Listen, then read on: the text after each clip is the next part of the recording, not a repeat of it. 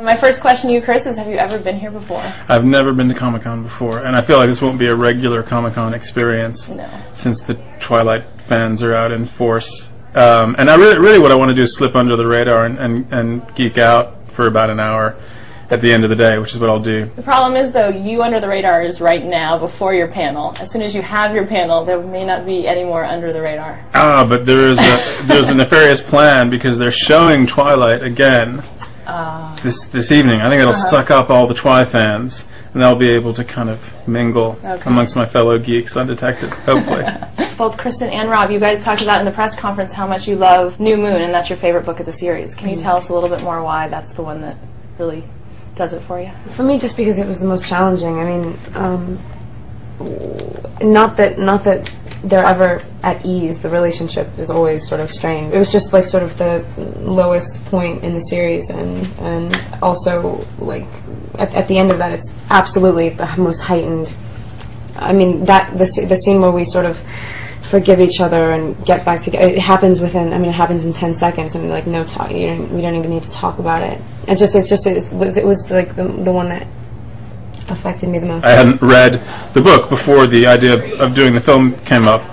I just love the cast. I think they're very talented young actors. And then when I read the book, you can really see the kind of archetypal longing that it embodies. And having been broken up with so many times in my life, I felt I could really identify with Bella. My sort of opinion of the whole series, the relationship between Edward and Bella, I mean, I always saw it as, you know, the thing which I was relating to, the thing which I was kind of trying to draw from was, you know, when you're a guy and you find yourself becoming or being so in love with someone, what? No, just looking at you on a TV. You're on a roll. I think you should keep going. You had a really two big issues to deal with. You had one, Jacob transforming into a werewolf.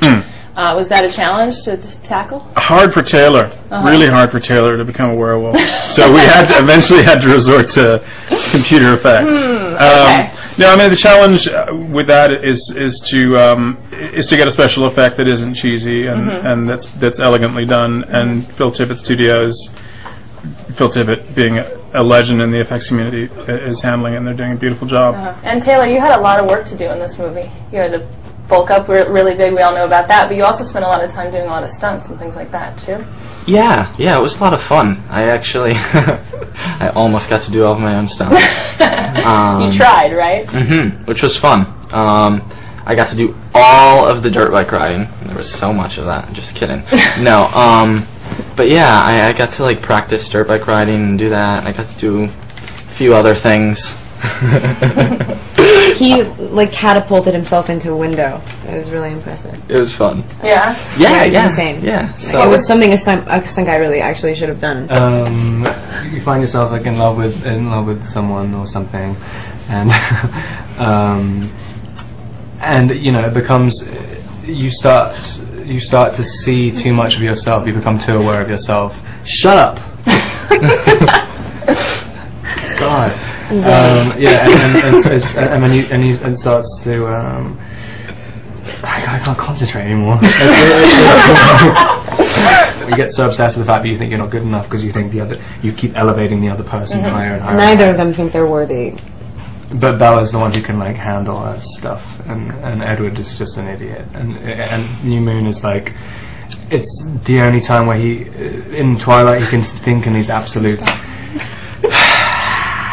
This is why this is why whenever anyone asks about if we have chemistry in the cars, it's not. Do you know what it is? It's like complete animosity.